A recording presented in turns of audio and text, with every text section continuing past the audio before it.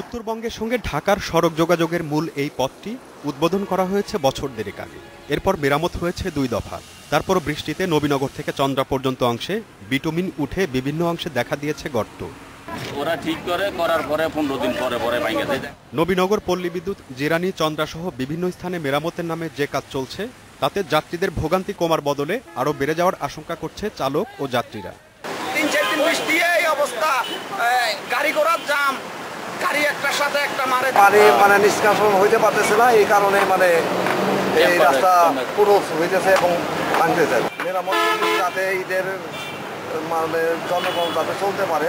ঢাকা চট্টগ্রাম মহাসড়কে কুমিল্লার Daudkandi toll plaza থেকে 14 গ্রাম পর্যন্ত সড়কের যে পরিস্থিতি তৈরি হয়েছে তাতে যান চলাচল বাড়লে পরিস্থিতি সামলানো যাবে কিনা তা নিয়ে আছে দুশ্চিন্তা। বৃষ্টির কারণে রাস্তা প্রচুর ক্ষতি হয়েছে, অনেক বড় বড় গাঁথা হয়েছে। গাঁথাগুলি যদি মেরামত না করে তাইলে মনে করেন যে মানুষের বাড়ি ঘরে যাওয়ার বাড়ি ঘর তো যাওয়ার কথা রাস্তা দিয়ে করতে হবে।